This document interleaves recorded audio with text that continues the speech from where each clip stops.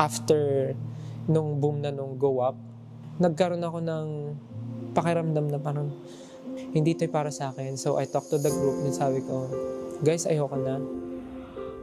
Pag binabalikan ko talaga yung dati, sobrang daming challenges talaga. Somehow traumatizing. And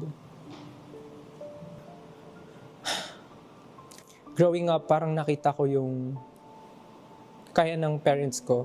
I accepted it ng buong buo na yun lang yung kaya namin. So, parang growing up, nagkaroon ako ng goal sa sarili ko na bilang panganay dapat ako yung maging way para makaahon kami sa kung nasan kami. Kasi dati talaga, sobrang nandun kami sa iniisip na namin kung ano yung kakainin namin everyday.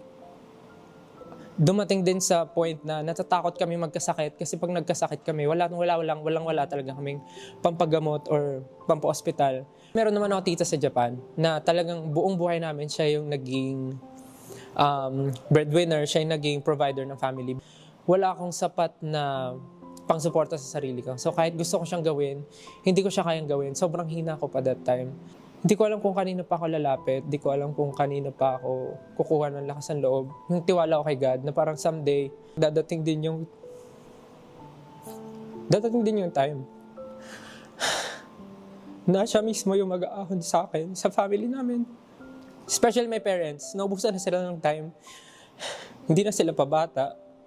Tumatanda na sila. And I guess, parang deserve na nila yung mga bagay na kaya akong ibigay ngayon. Fulfilling na nabibigay ko yung mga bagay na hindi namin na-experience before. Even the smallest things. And yun yung masasabi kong perfect timing. Sana mas inagahan ko yung pagtulong sa sarili ko. Yun lang yung nasayangan ako. Sana dun sa mas murang edad ko, mas inagahan ko kagad yung pagkilos para sa pamilya ko. And somehow, nagkaroon siya ng tuldok yung question ko sa sarili ko na kailan ko sisimulan nung nakita ko na talaga yung paghihirap na pinagdadaanan namin ng family. And I guess yun yung naging turning point ko para masabi kong kailangan ko na talagang kumilos at simulan kung ano yung kailangan kong gawin. After nung boom na nung Go Up, nagkaroon ako ng pakiramdam na parang hindi ito para sa akin. So I talked to the group and sabi ko, guys, ayoko na. Parang feeling ko hanggang dito na lang yung journey ko with the group.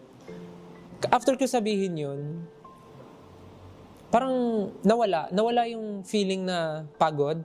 Nawala yung galit ko sa sarili ko. Nawala lahat ng negative na nararamdaman ko. Na-realize ko kagad yung mawawala sa akin pag binitawan ko yung pagiging member ko ng SB19.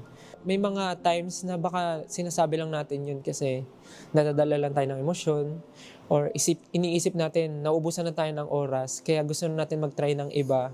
May mga dreams pa akong gustong gawin, marating, and goals for myself, for my family. I think kahit di ko pa yun na-achieve, parang feeling ko fulfilled na ako sa kung nasan ako ngayon. Never ko naman inimagine na aabot ako sa ganitong estado ng buhay ko. So I guess happy and fulfilled naman ako sa kung ano yung meron ngayon.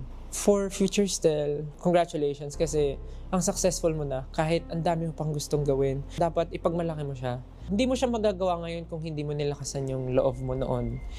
Dati, kini-question mo yung mga kakayanan mo. Dati, kini-question mo yung mga nangyayari sa buhay mo, yung feeling mo, sobrang maalas mo. Baka pinaranas lang rin talaga sa akin yung ganong buhay para pag dumating yung ganitong klaseng biyaya na binibigay sa akin, parang bigyan ko siya ng halaga.